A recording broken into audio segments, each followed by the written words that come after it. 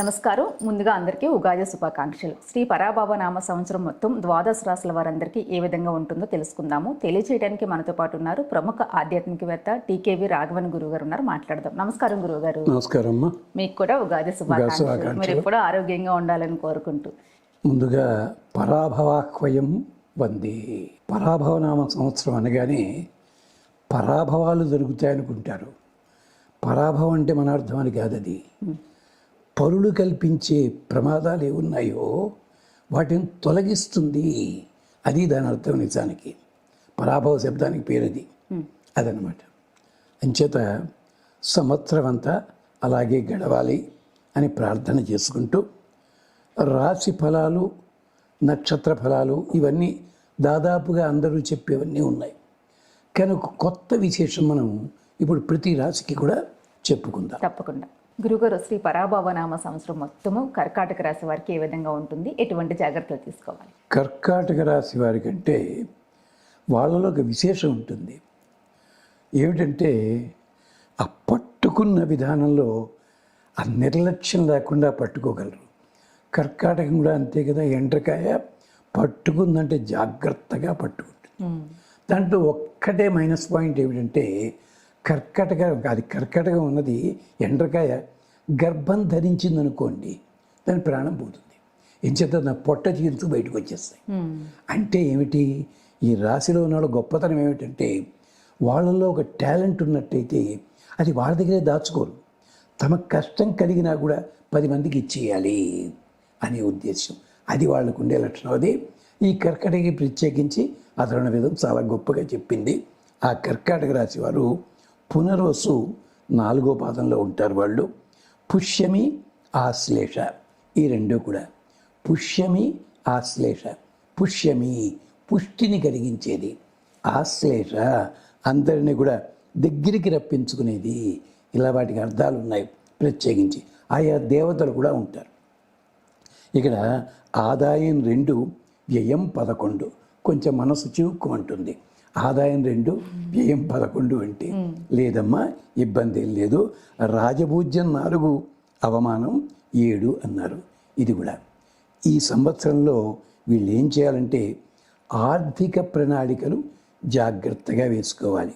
మనకి రాబడి ఎంత వస్తుంది, ఖర్చు ఎలా చేయాలి, అప్పులు ఎప్పుడు చేస్తాం మనం? అవసరాన్ని మించి ఖర్చు చేసినప్పుడే అప్పులు చేస్తాం. ఇంకా చూసుకోండి. అది ఆదాయ వ్యయాలు జాగ్రత్తగా చూసి, ఈ నెంబర్ కాదు, మన ప్రయత్నం, మనం ఎంతవరకు ఖర్చు చేయాలో అది చూసుకుందాం. అందుకనే వాడెవడో అన్నాడు, భగవంతుడు 2 చెవులు, 2 కళ్ళు, 2 ముక్కులు ఇచ్చి నాలుగు ఒకటే ఇచ్చాడు రా అన్నాడు. అంటే అంత చూసామని చూసి పలికే మాట ఒక జాగ్రత్తగా మాట్లాడు. ఖర్చులు కూడా అలా ఉండాలి మనకి. అది విశేషం. అంచేత ఆర్థిక ప్రణాళికలు జాగ్రత్తగా, కుటుంబ వ్యవహారాల్ని జాగ్రత్తగా చూసుకోండి. నంది స్తుతి, గరుడ వాహనం, గరుడ స్తుతి. నందీశ్వరుడికి స్తోత్రం అంటే ఏమిటి? శివాలయ దర్శనం చేసుకోవచ్చు, నందికి పరిచయం చేసుకురండి చక్కగా. అలాగే మీ దగ్గర ఉన్న ఎడ్లకి కానీ, ఆవులకు కానీ వాటికి ఏమన్నా తోచిందేదో పెట్టండి వాటికి. అంతేత గోశాల కోసం వేలకి వేలు ఇస్తుంటే గోవులు తింటున్నారో తెలియదు కానీ వేరే వాళ్ళు తింటున్నారు. అంచేత వాటికి అలా చూసుకోండి. ఆ పని చేయండి. నందీశ్వరుడు. అలాగే గరుడ వాహనము, గరుడ పక్షి, గరుత్మంతుడిని అంటే పక్షులను కూడా జాగ్రత్తగా చూసుకోవాలి మనం. గరుత్మంతుడు ప్రత్యేకించి. గరుత్మంతుడు ఏమిటి అంటే వేదాత్మ విహగేశ్వర. వేదములే గరుత్మంతుడి రూపంగా మారాయి. ఆయన 2 రెక్కలు కూడా యజ్ఞంలో చదివే బృహత్తు రథంతరము. ఆయన కన్నులు గాయత్రి మంత్రము చాలా. అందుకని ఆ గరుత్మంతుడిని ఆరాధన చేసుకోండి మీరు. పక్షికి 3 గోళ్ళు ముందుకి, 1 గోరు వెనక్కి ఉంటుంది. అంటే ధర్మ, అర్థ, కామములు. మోక్షం వెనకాలే ఉంటుంది. అది చెట్టు మీద కూర్చుందనుకోండి, కరెక్ట్గా కూర్చుంటుంది. మనం మామూలుగా నిలబడినా మామూలుగా నడవలేం. మనం దాన్ని చూసి నేర్చుకోవాలి మనం. ఒకది. అంచేత ఈ గరుత్మంతుణ్ణి ఆరాధన చేసుకోండి. అంటే గరుడ దండకం అని దొరుకుతుంది మనకి, లేదా పక్షికి సంబంధించిన శ్లోకాలు ఉంటాయి, పుస్తకాలు దొరుకుతాయి, అది చదువుకోండి. లేదా ఓం నమో భగవతే గరుత్మతే, లేదా ఓం సువర్ణ పక్షాయ నమః. గరుత్మంతుడి గొప్పతనం ఏమిటి? తన తల్లి దాస్యంలో ఉంటే విడిపించాడు పట్టుకొచ్చి. అది గొప్పతనం అయింది గరుత్మంతుడిది. కాబట్టి ఆ గరుత్మంతుడికి ఆరాధన చేసుకోండి. హనుమంతుడికి, సుబ్రహ్మణ్య స్వామికి కూడా ఆరాధన చేసుకోండి. సంవత్సరం అంతా కూడా క్షేమం కలుగుతుంది. ఇందాక చెప్పుకున్నాం పునర్వసు అని చెప్పి. ఏమిటిది? సామ్నాం అధీశాయ నమః, సామవేదానికి అధిపతి ఆయన అందుకని. లేదు అంభోరుహ వల్లభాయ నమః, లక్ష్మీపతి. అంతేకాదు సూర్యుడికి దండం పెట్టుకుంటూ ఉంటే మీకు తెలియకుండా గరుత్మంతుడికి దండం పెడుతున్నారు. ఎందుకని? సూర్యుడి రథసారథి ఎవరు? గరుత్మంతుడికి అన్నయ్య. ఆయనకి తొడలు లేవు పాపం, అయినా జాగ్రత్తగా నడిపిస్తున్నాడు. అంటే మీకు తెలియకుండానే అక్కడ ఆయనకి నమస్కారం పెట్టుకుంటున్నారు మీరు. అది విశేషం.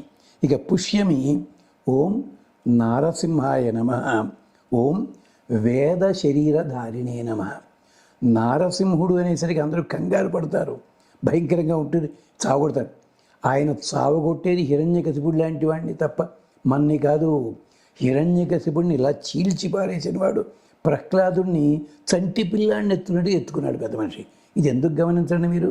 చేత నరసింహస్వామి చిత్రపటం కూడా ఇంట్లో పెట్టుకోవచ్చు, తప్పేం లేదు. ప్రత్యేకించి ముందు గదిలో పెట్టుకుంటే మనం వెళ్ళేటప్పుడు దండం పెట్టుకోవచ్చు, వచ్చేప్పుడు దండం పెట్టకపోయినా ఆయన ఆశీర్వదిస్తాడు మనని. ఓం నరసింహాయ నమః, ఓం వేద శరీరధారిణే నమః. 4 వేదములు ఉపనిషత్తులు ఆయన శరీరంలో ఉంటాయి భాగాలుగా, పెద్ద కథ అది. అంచేత ఓం వేద శరీరధారిణే నమః. ఇక ఆశ్లేష ఓం మత్స్య శరీరిణే నమః. దీనికి కూడా తగ్గ చేప బొమ్మ దేవాలయంలో పెట్టి అలా పెట్టుకోవచ్చు, క్షేమం కలుగుతుంది. ఇది కూడా వాస్తుశాస్త్రజ్ఞులు చెప్తే మీరు వింటారు, మత్స్యేంద్రం అని చెప్పి. నేను అలా చెప్పట్లా, పెట్టుకోండి హాయిగా. చిన్న చేప బొమ్మ లాంటిది పెట్టుకుని ఆ గిన్నెలో పెట్టి నీళ్లు ఉంచండి అంతే. రోజు నీళ్లు మార్చండి, క్షేమం కలుగుతుంది. మత్స్యశరీరిణే నమః. అలాగే ఓం విబుధ ప్రియాయ నమః. విబుధులు అంటే బ్రాహ్మలనే కాదమ్మా, చదువుకున్న వాళ్ళంటే ఈ మత్స్యదేవతగా ఉన్న స్వామి ఉన్నాడే, ఈయనకి చాలా ఇష్టంట. ఎంచేత చేప కూడా ఏం చేస్తుంది? సూపుతోటి రక్షిస్తుంది. చేప పిల్లలకి పాలివ్వదు. మీరు ఎప్పుడైనా ఆక్వేరియంలో చూడండి, ఇలా చూస్తుంటుంది, దాంతో పెరిగిపోతాయి పిల్లలు. అది విశేషం. అందుకని మత్స్యావతారం గొప్పవని. అంటే మనకు కూడా ఆ బుద్ధి వస్తుంది. పిల్లాడు ఆడుకుంటుంటాడు, తల్లి నాన్న జాగ్రత్త అంటూ వీడికి పడబోయేవాడు ఆగిపోతాడు అక్కడికి. అది మత్స్య శరీరం. అందుకని చెప్పి ఈ ఆశ్లేష అంటే కౌలించ, ఇంత అర్థం ఉంటుంది వీటి లోపల. అంచేత మళ్ళీ ఒకసారి పునర్వసు ఓం సామ్నాం అధీశాయ నమః, ఓం అంభోరుహ వల్లభాయ నమః.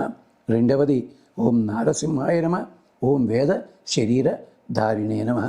చివరగా ఆశ్లేషకి ఓం మత్స్య శరీరిణే నమః, ఓం విబుధ ప్రియాయ నమః.